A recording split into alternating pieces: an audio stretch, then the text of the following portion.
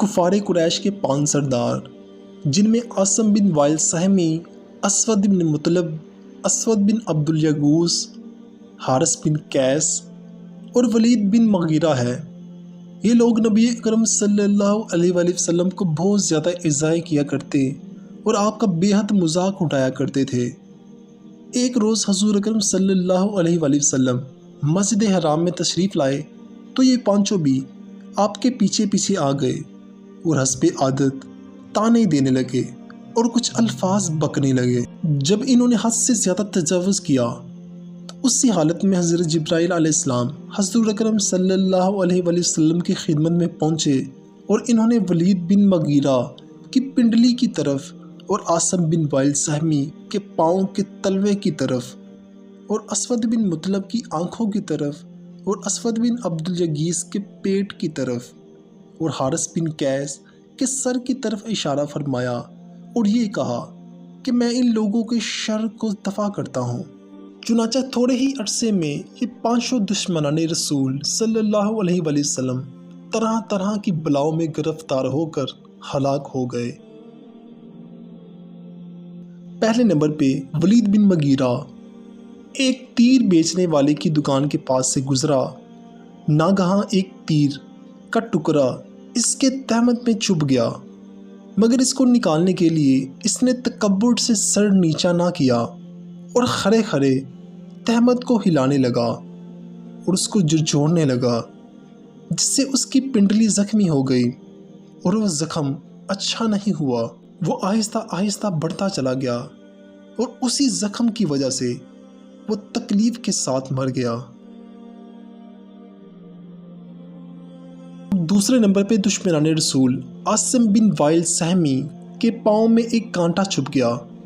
جس سے اس کے پاؤں میں زہر آباد ہو گیا اور اس کا پاؤں پھول کر اونٹ کی گردن کی طرح موٹا ہو گیا۔ اسی تکلیف میں وہ تڑپ تڑپ کر مرا اور کراہتے ہوئے ہلاک ہو گیا۔ تیسرے نمبر پہ اسود بن مطلب کی آنکھوں میں ایسا درد اٹھا کہ وہ اندھا ہو گیا اور درد کی شدت سے بے قراری میں اپنا سر دیوار سے بار بار ٹکراتا تھا اور وہ اسی درد کی بے چینی کی وجہ سے وہ مر گیا اور وہ یہ کہتا ہوا مرا کہ مجھ کو محمد صلی اللہ علیہ وآلہ وسلم نے قتل کیا ہے۔ چوتھے نمبر پہ اسود بن عبد الیغوث کو استسقاء ہو گیا، جس سے اس کا پیٹ بہت زیادہ پھول گیا۔ پیٹ اور جسم بہت زیادہ پھول جانے کی وجہ سے ایڑیاں رگڑ رگڑ کر وہ ہلاک ہوا۔ اور پانچویں نمبر پہ گستاخ رسول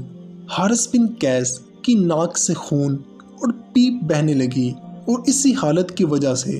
وہ تڑپ تڑپ کر ہلاک ہوا۔ اسی طرح یہ پانچوں گستاخ رسول صلی اللہ علیہ وآلہ وسلم بہت جلد اور بڑی بڑی تکلیفیں اٹھا کر ہلاک ہو گئے۔ انہی پانچوں گستاخوں کے بارے میں اللہ تعالیٰ نے قرآن مجید میں کچھ اس طرح سے فرمایا ہے۔ سورہ حجر، بے شک ان ہنسنے والوں پر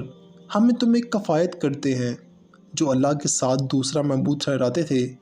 تو اب جان جائیں گے۔ جو لوگ انبیاء علیہ السلام کو طعنے دیتے ہیں، ان کو ایذائیں پہنچاتے ہیں، تکلیفیں دیتے ہیں، بے شک وہ اللہ تعالیٰ کے غضب کا نشانہ بنتے ہیں۔ ایسے لوگوں کو کبھی غرق کر کے ہلاک کیا جاتا ہے، کبھی ان کی آبادیوں پر پتھر برسائے جاتے ہیں اور کبھی ان کے پورے شہر کو اٹھا کر نیچے پٹک دیا جاتا ہے، اور کبھی آندھیاں چلتی ہیں، کبھی زلزلوں کے جھٹکوں سے ان کی بستیوں کو الٹ پلٹ کے تہس نہس کر دیا۔ اور کچھ گستاخ رسول ایسے ہوتے ہیں جن کو ذلیل کر کے قتل کیا جاتا ہے، اور کچھ طرح طرح کی بیماریوں سے مبتلا ہو کر مرتے ہیں، اور کچھ تڑپ تڑپ کر مرتے ہیں۔ یہ وہ لوگ ہوتے ہیں جنہوں نے انبیاء علیہ السلام کی قدر نہیں کی ہوتی، تو اللہ تعالیٰ اسی طرح ان کا حساب کرتا ہے۔